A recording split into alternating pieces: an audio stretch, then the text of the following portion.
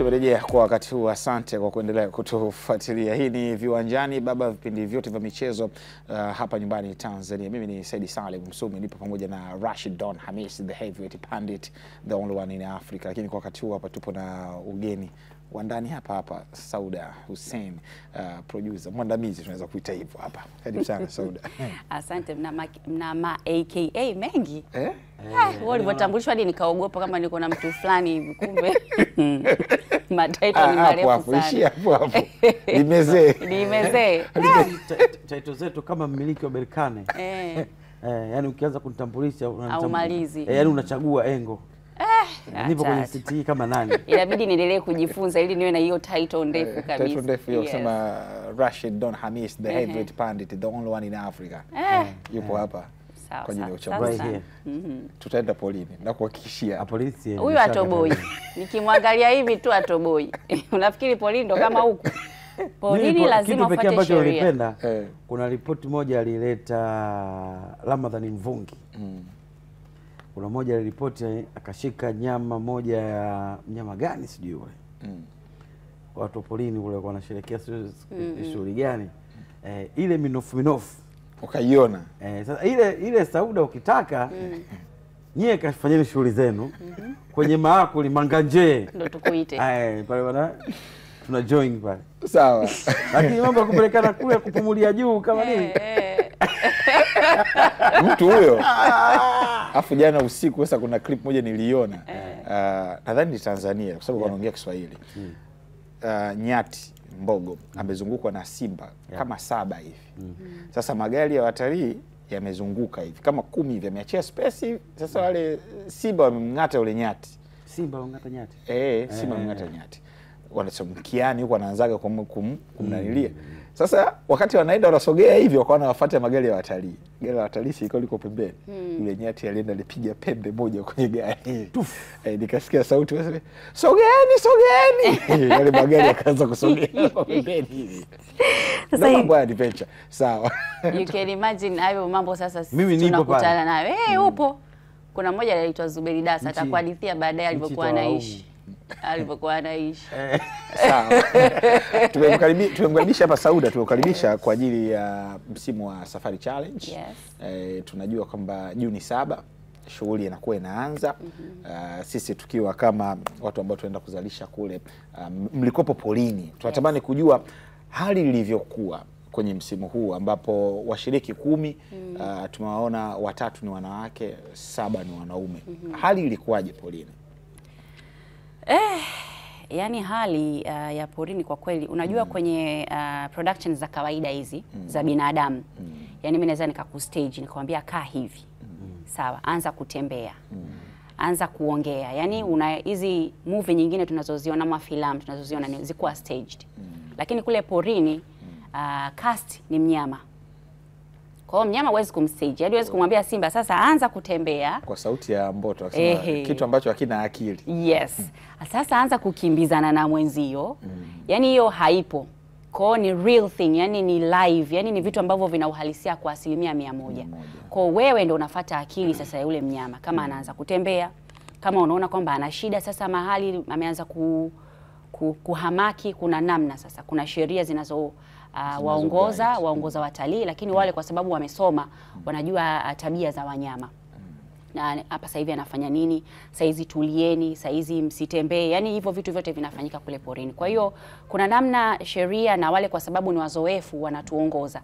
Hata ukiangalia kwenye clip utamuona kuna mtu ni askari anakuwa anawalinda mahali pote ambako nyinyi mnaenda kwa sababu tu ya kuhakikisha kwamba usalama wenu.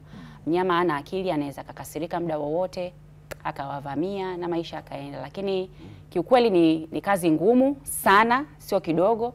Kwa sababu inakulazimu kuamka saa 12 au saa 11 alfajiri kwa ajili ya kutengeneza au kuandaa vifaa, na this time tumeenda na vifaa bora kabisa. Sisi Azam tunaangalia ubora. Kama unavyoona vijana hapo kina Simwe kina Ebeneza wanahakisha kwamba wanafunga hivyo vifaa kwenye magari yote tuliokuwa nayo. Kwa hiyo tulikuwa na takriban kamera kama kila gari na kamera kama 5 au 10. Kwa hiyo you can understand hiyo kazi ilikuwaje. Lazima ukopi urudi tena, zimefungwa kila mahali. Kwa hiyo haikuwa kazi rahisi. na haikuwa kazi ngumu, kwa sababu ni kitu ambacho unakuwa unakipenda muda huo, unafanya, unaenjoy, unaona matokeo ni mazuri. Kwa hiyo it was the best, one of the best kwa kweli. Ni ngumu lakini tulifanikiwa. Sisi watu wa production sisi tunafanya production za football. Najua ugumu wa production wa mazingira ambayo hayanipi hofu ya mwili, hayanipi hofu ya akili. Hofu ninayopata ni kwenye kutengeneza ubora wa kile ambacho naenda kuzalisha. Hebu niambie, kwenye kile ambacho mnakizalisha pale, kwa sababu kuna shot naona kwenye mazingira ya mimi mtu ambaye najua production kwa kiasi, naona hii shot mbona iko very risky, sio?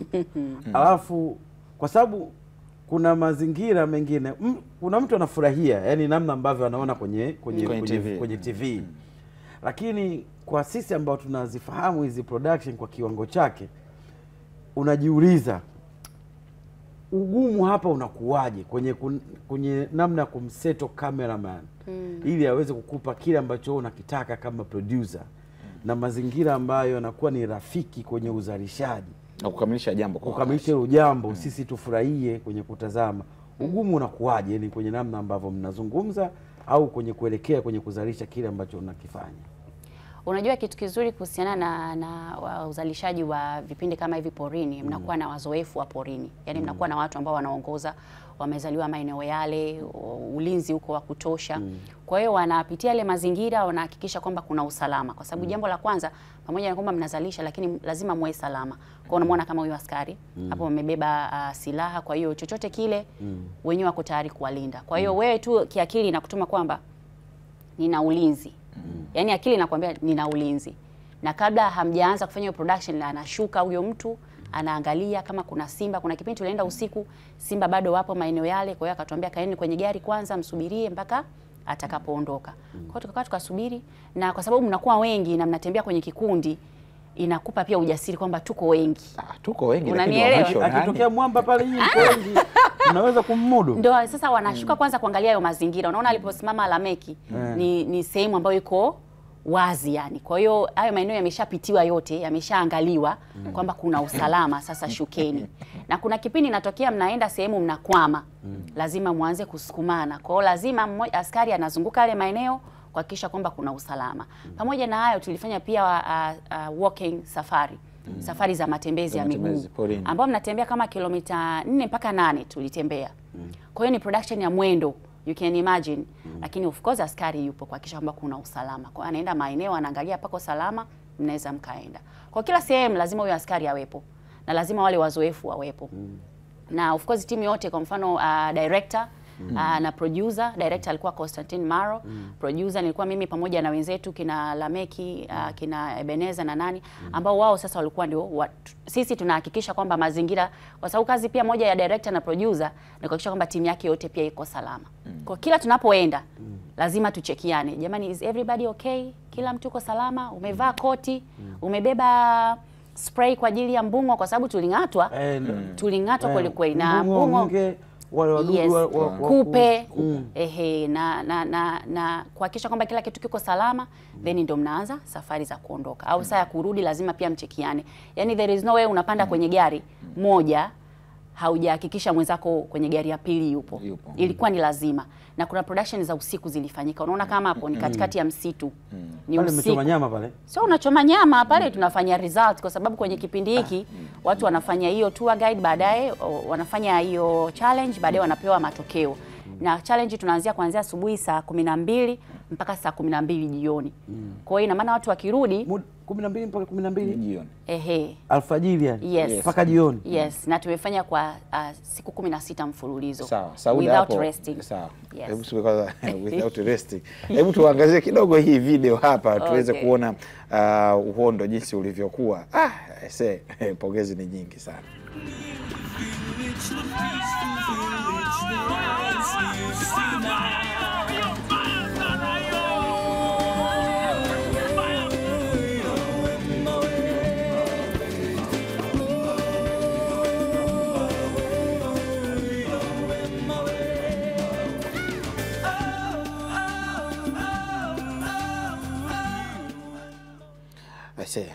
hali ni jinsi ilivyokuwa.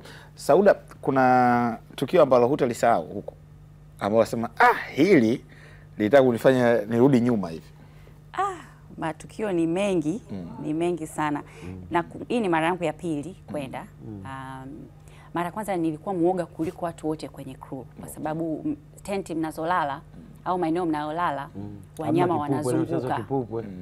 Wanyama wanazunguka, yani pembeni unamsikia chui, unamsikia sijui fisi, unamsikia simba.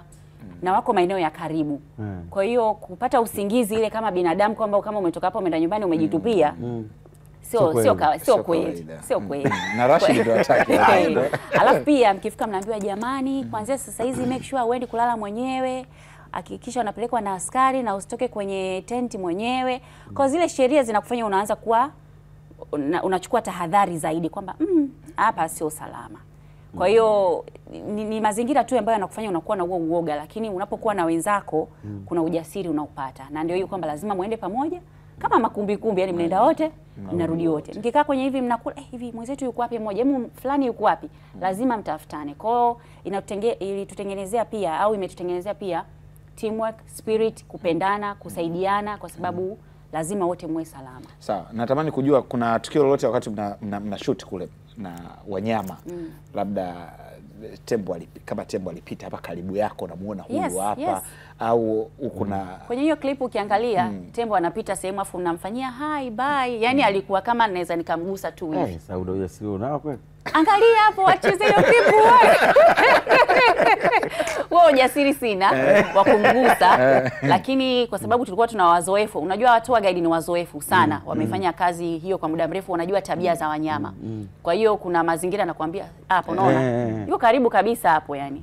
Na kuna sehemu sio unalimfanyia hai, tulisimama muda mrefu. Kama unajua kushoot pia wanyama hahitaji haraka.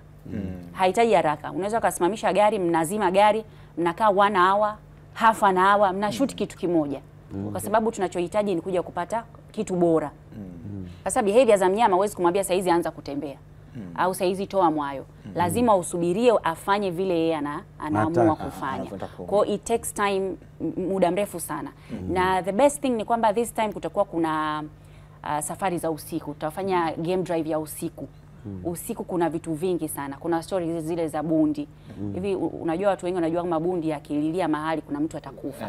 Ni kiashiria cha msiba. Sasa ni uongo unajua. Bundi ni mnyama mbaya. Kwa mujibu wa story. Kwa mujibu wa story za bibi zetu. Lakini sasa utakuja kusikia story. Mabibi na mababu. Usiweke mabibi peke yao. Mimi mabibi zangu utakuja kusikia story nzuri sana. Hapo walienda kwa ajili ya kufanya production. Bahati mbaya gari ikaingia mahali ikakwama. Alafu sasa huku kuna sehemu mtaona kwenye kipindi Mbogo walikuwa wanakuja, you can imagine that tense. Kwa hiyo yani kuna vitu fulani yani natamani mtu asimisi. Alikuja chief judge hapa, nilimwambia akasema utalii wa usiku wanasema kwamba wanaamini kuna wanyama wanawindaga usiku. Mfano kama simba anawinda afu mchana, asubuhi sana na jioni. Mchana wanakuwa wanatulia. Usiku hali ipoje experience kwenye production ya usiku? Usiku ni tense zaidi kwa sababu hata ni kwa mara ya kwanza pia tumefanya. Haijawahi kufanyika usiku. Kwa hiyo usiku kidogo tension inaongezeka zaidi. Alafu mnakuwa kimya. Yaani unajua pia porini watu hawapigi makelele. Hautaki kupiga makelele. Hakuna muziki. Kwa hiyo usiku pia kwa sababu tayari una ile tension ni usiku. Kwa mfano tukikutana na simba, afu amechachamaa. Kwa hiyo tension inaongezeka zaidi. Lakini pia production ya usiku kwa sababu wanyama pia hawapendi kupigwa na mwanga kwa muda mrefu. Kwa hiyo mnakuwa mnawasha taa kwa muda alafu mnazima. Na washa taa kwa muda alafu mnazima. Kwa hiyo hata production yake ni ngumu zaidi kwa sababu mnyama pia naye akiona mwanga usiku anakuwa anahisi kuna shida. Kwa hiyo movement za wanyama zinakuwa hazitulii kiasi kwamba unaweza ukashoot kitu chenye mwanga mzuri zaidi. Kwa hiyo of course it was the best experience. Kwa mara ya kwanza tumeona vitu vinavyopatikana usiku, wanyama wanaowinda usiku, kwa hiyo watu wasubiri kuangalia. Ushindani upoje? Wewe ulikuwa polini kwa wale watu 10. Usitupatie uhondo wote, lakini ulivyouona hususan nataka kujua kwa wakina dada ambao walikuwa kule. Kwa sababu mimi mdada. Unaanza kuwa mambo ya ajenda tena. Hapana. Kwa sababu mimi mmoja kati ya mtu ambaye ananivutia ni yule dada yule. Ambaye alikuwa anavaa kama kikomando. Okay. Mimi yule namfuatilia. Na ikitokea ameshindwa tatafuta namna kikulungwa. Yani wewe uende akakuendesha. Natamani lakini sema kuna story nyingi wewe kule porini. Ukija kuenda huachi nakwambia. Ni kazi inachosha. Lakini ukienda huachi. Haki ya Mungu. Unaenda kama mtalii. Haki ya Mungu. Kuna story nyingi sana. Mbona Don unaleta zile za Impala wanamiliki majike 60 Impala mmoja. Lazima wote awalinde. Unaweza kujifunza kitu kutoka kwake. Wewe najua unaweza kujifunza kitu kutoka kwake. Lakini pia simba dume ambavyo hawezi kulea watoto wa kambo. Akifika mahali anaua wale watoto ili aweze kudominate utawala wake. Lakini pia namna wanavolinda yale maeneo yao ili watu wanyama wengine wasiingie. Yaani mtu anajua hili ni eneo langu. Hii ni himaya yangu. Kwa kuna hiyo himaya namna inaingiliwa na mnyama mwingine. Kwa hiyo kuna vitu vya kujifunza wewe kama mwanaume kwa madume kule. Namna wanavolinda familia, wanatunza familia. Kuna ndege anaitwa hondohondo. Kuna ndege anaitwa hondohondo mleawana. Hondohondo si ndio yule? Analisha afu adai. Sasa wewe unaweza kumpa nani iPhone afu baadaye ukaanza kumdai. Unakudai kweli. Sasa Sauda ndio wanaume sasa ndio mkajifunze wanyama porini namna wanavyosimamia nafasi zao kama wanaume. Sasa mimi mfano kama madume. Rashid, subiri. Swali langu hajalijibu. La wanawake wale watatu. Yes, huyu amenipoteza huyu naye huyu. Asija kupoteza. Baada ya hondohondo ndo akaenda. Ushindani ni mkubwa sana wa hali ya juu. Hata sisi unajua sisi hatuko katika nafasi ya kutoa nani ni mshindi kwa sababu hiyo ni nafasi ya majaji. Lakini katika production wise unaona kila mtu ni bora mahali fulani. Yaani nikimwangalia huyu yani hadi naanza kuwahurumia majaji ni nani watamchagua kama mshindi kwa sababu competition ni ya hali ya juu. Wale watu wanajua vitu, wamesoma. Yani ukienda kwenye gari na huyu, baadaye kuja kwenda na huyu, unaona mbona kama anajua. Afu kija kwenda na kama anajua zaidi. Ukienda mbona kama anajua zaidi. Kwa hiyo competition ni kubwa sana. Wadada wanajua vitu vingi sana. Afu unajua kuna namna wanafanya vitu with emotions. Yaani wamama wakipewa vitu wanafanya kwa nguvu zao zote. Lakini wakaka na wenyewe wako smart, wana uzoefu wa hali ya juu kwa ajili ya kuelezea mambo. Ile sio tasnia ambayo unaweza ukaenda tu mtu fulani ambaye mambo hujui 00 nini ukaenda hapana. Ile inabidi wewe umejiongeza, inabidi wewe unasoma na elimu ya kule haiishi. Yaani haijawahi kufikia kikomo. Kuna mpaka leo watu wanafanya research au wanafanya ugunduzi wa wadudu. Ndege wenyewe wako zaidi mara 3 zaidi ya idadi ya binadamu. You can imagine binadamu tulivyo almost bilioni ngapi 6 8 duniani lakini ndege wako mara 3 yetu. Wadudu wako zaidi ya mara 6 yetu. Kwa hiyo ni vitu vingi ambavyo vinaendelea. Watu wamemwona pale mtangazaji Salim Kikeke. Alikuwa kama nani katika safari hii hapa katika huko polini? Salim bwana kwanza namheshimu sana Salim kwa sababu ni mtu maarufu. Amefanya kazi ya journalism kwa muda mrefu kuliko hata mimi.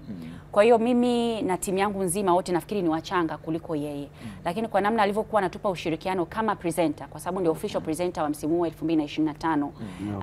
Alikuwa very humble. Yaani ni mtu ambaye unamwambia rudia tena. Na mnakaa mnashauriana, mwenyewe anaweza kaongeza ushauri, basi unaonaje tukifanyia hapa?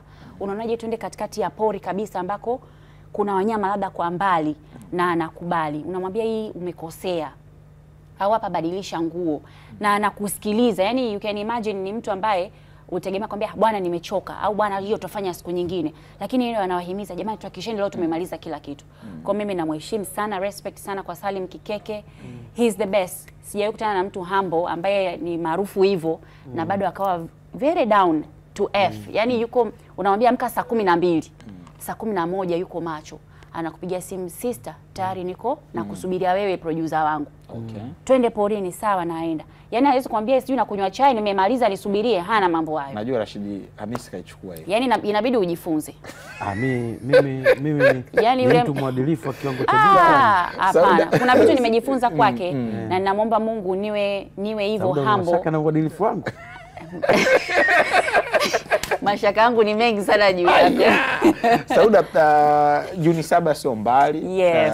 Kwa mtazamaji wetu ambaye anatamani kufuatilia na hiyo ana huo munkari kwamba kwa sababu bana wapi nitatazama, itakuwaje, kwa ajili ya muda gani ambao ameusikia hapa. Okay. Kipindi kitaanza kuonyeshwa tarehe 7 mwezi wa 6 saa 3 kamili za usiku, Azam Sports 2. Na itakuwa ni kipindi cha dakika 55. Okay. Itaonyeshwa Jumamosi na Jumapili. Lakini Jumatano na Alhamisi kitarudiwa kuanzia saa 1 kwenye channel hiyo ya Azam Sports 2 HD. Okay. Kuanzia saa 1 mpaka saa 2. Ni kipindi ambacho kwanza nashukuru kimekuja katika muda mzuri ambako watoto wako nyumbani, wako likizo. Kwa wewe kama mzazi, wewe kama kijana unahitaji kujifunza vitu kuhusiana na nchi yako, vitu kuhusiana na utalii. Jifunze pale. Kuna fursa nyingi sana. Utaziona kwa jicho lingine la pili. Wewe hapo mjini huku na demadema kule ndo kuna hela sasa. Lakini watoto wetu pia wanajifunza vitu vingi kwenye social media ambayo hayana maana. Tunafuatilia vitu ambavyo havina msingi. Na kiukweli kila Mtanzania ni balozi. Wewe unaweza kaenda nje, mtu anakuuliza hivi, umetoka Tanzania? Hey, jamani nataka kuja kumuona simba au nataka kuja kuangalia mlima Kilimanjaro. Hujui chochote kuhusu mlima Kilimanjaro au kuhusu simba au kuhusu tembo. Unajua vitu vingine.